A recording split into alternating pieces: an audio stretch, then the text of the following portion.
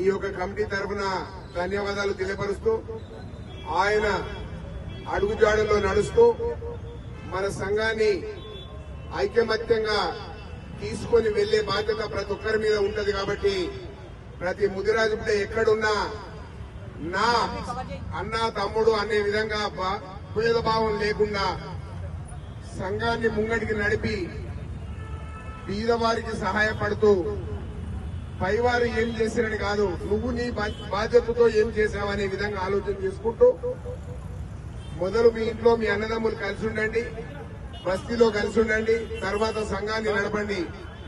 అప్పుడే ఈ యొక్క సంఘం ముందుకుంటది. ఏదేమైనా మనం తెలివి వచ్చినప్పుడు చూస్తూ ఉన్నాం. మనం వెనుకబడ్డం కాదు, వెనుకబడేసింది మనం కాబట్టి మనకు చదువు పెరగాలి, వ్యాపారంగా పెరగాలి. మన వారిని వ్యాపార పరంగా ముందుకు తీసుకెళ్లినాడే మన సంఘం మన యొక్క స్థితిగతులు బాగుపడతాయని తెలియపరుస్తూ ఐకమత్యంగా ఉందాం. మన డిమాండ్లను సాధించుకునేంత వరకు పోరాటం చేయవలసిన అవసరం ఎంతగా ఉంది. 50-60 ఏళ్లు దాటిన వారికి ఏం అవసరం లేదు. మన పిల్లలకు ఈ రోజు 25-30 ఏళ్లు ఉన్న వారికి భవిష్యత్తులో చాలా అవసరం ఉంటుంది. ఆ యొక్క జీవోను తీసుకురాకపోతే, ఆ 15వ జీవోను పునరుద్ధరించకపోతే మన బతుకులు చాలా ఆగమైపోయే పరిస్థితులు ఉన్నాయి. కాబట్టి ఏ ప్రభుత్వం కూడా చేయదు.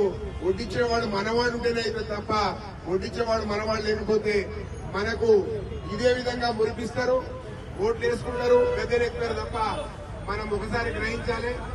మనవాడు వడ్డించేవాడిని తయారు చేసుకోవడానికి ఐకమత్యంగా ఉండి నువ్వు ఏ గ్రూప్ లో ఉన్నా ఉండు, ఎజెండా ఒక్కటే, ఏ జెండా కింద ఉండు, ఎజెండా ఒక్కటే విధంగా ముందుకెళ్లినాడే మన యొక్క సమస్యలు పరిష్కారం అవుతాయని తెలియపరుస్తూ గత ఎన్నికల్లో ముదురాజులంటే ఏందో సత్తా చూయించిండ్రు.